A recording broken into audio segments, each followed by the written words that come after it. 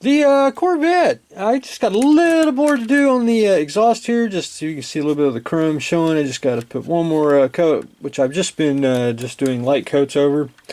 And eventually I'll get it thick enough to where I can cover it all. But just one more coat should do it, and I'll be done with the exhaust on both sides. Went to the hobby store. I was going to pick up the pinstripe. They do make pinstripe in basically tape. And like $10 you get a big roll. Will last you forever. But anyway, they had every color but red. And instead of ordering it, and I could order online too, and I just said, well, I'll just paint it. So basically I'm going to do the you can see right there the red stripes on the back. Should be probably a 16th. I'm going to go just a little bit bigger, about an 1/8 here, just to just make it a little easier in the paint. And plus, once you take the paint off, it should be real close to the 16th of an inch paint. But anyway, the stripe should be pretty good. All I got to do now is tape it all off, which I've started. Filled in the gap with some, wherever I put it, white tulip.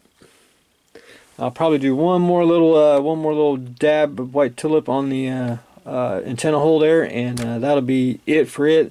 So I also went in and finished painting the roll bar on there, but getting closer and closer to getting this accomplished. Then I'll be down to the number 11 decal, which I'll show you all right now. Let's go here. I actually found the font, and it's actually on the car. The outline of the number 11's red. So what I'm going to do is I'm going to take this and print it on decal paper, and I'll get that printed out, get it sealed, get it on the model, and then I'll just take in with a very fine brush or I want to say a mechanical pen, a red one, and just trace line with a straight edge and just get the red outline is what I plan on doing. Should work out, but you know, we'll do a sample run before we actually put it on the model. And since we're here, that's the USS Franklin. Supposedly this is a ship that's in Star Trek Beyond right there. Here's some spoilers for you. I believe the Enterprise crashes on this planet. I think this ship is on the planet, and the Enterprise crew basically take it, do whatever they need to do, get back to Earth, and then they either get they get another Enterprise, which I assume will probably be the A, but who knows. But anyway, that's the Franklin. You love it and hate it, but you know, I always say the hardware of any show will always stand the test of time than the story or the actors or anything. The hardware is all that matters in the movie. But anyway, that's that. The ME262. Fuselage is done. I just gotta sand it, and this part, it just don't fit. So I'm probably I want to do tulip, but I'll probably just have to just put a whole lot of putty on here and just sand it all down. Just not make this basically a hatch, just make it all one piece. I really couldn't try to push it out. It just will not do it. But that's just what you get when you have a 1978 model. But speaking of that, there's the date there stamped on top of the model, which, you know, just hate to see it, but you know, it's always there. And that's, if I remember right, I believe that was I want to say Congress passed some law where you had to have the got to have it printed and everything on the you know, actual kit and everything. And that's why they do them like laser printed on the inside of models to eliminate the outside, but who knows. But anyway, got the windows. You can tell I got masking on the mine here.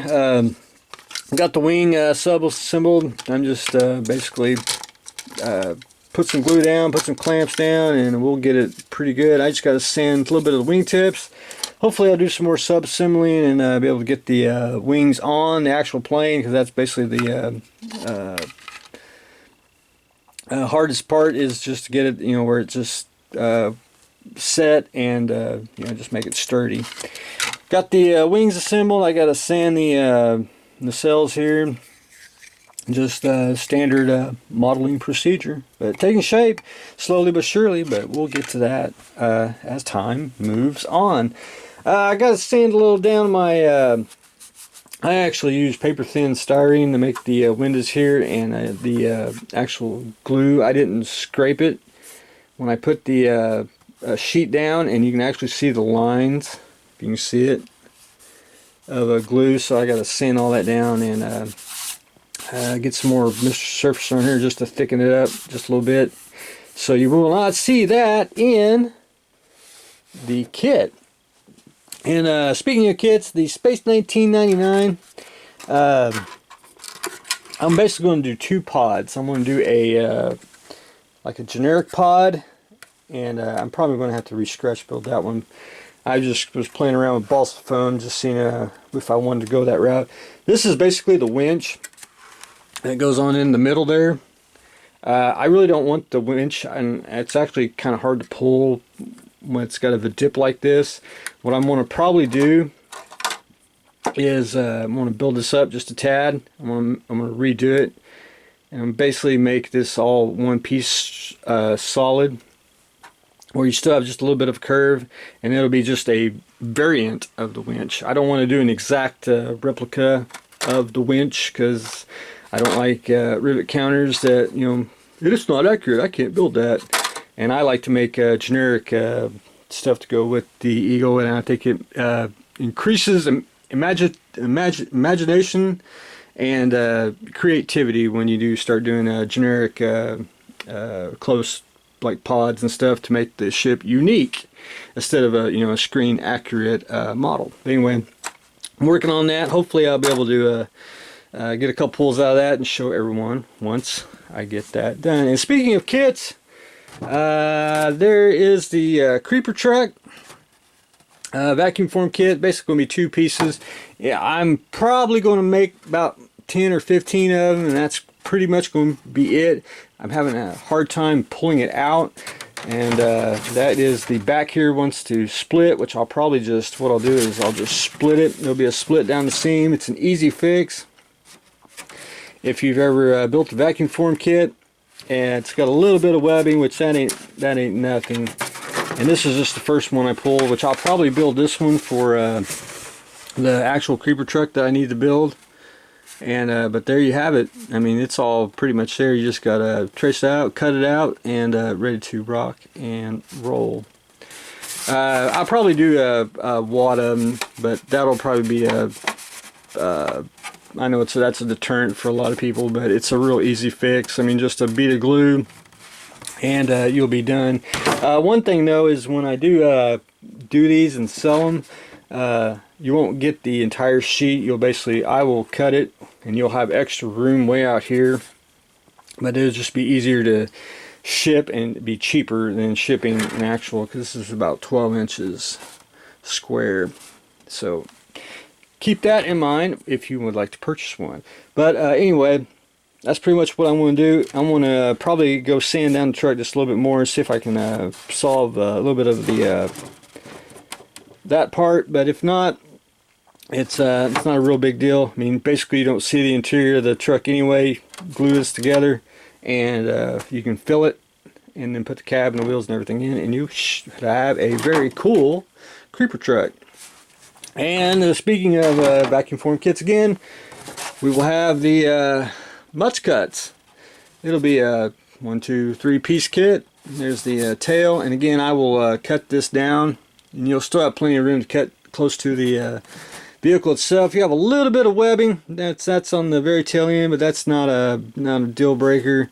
You can actually cut that off and put the chassis on, and should be good to go. You'll have to have a Ford Econoline van kit for this if you want to get down to it, but any van kit would really work for it, because a lot of people won't know what the bottom of the chassis looks like. So that will be available pretty soon, probably within a couple days. I'm going to do a couple more, get that ready to go.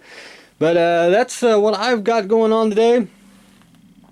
the Franklin, which I just eager to build it.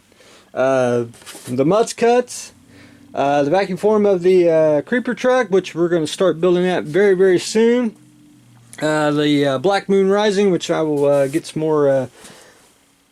We'll try to get that kit out within the week, and then we're going to do some more Space 1999 cargo pods, do some painting on the Corvette and the ME262. So stay tuned for the next exciting episode.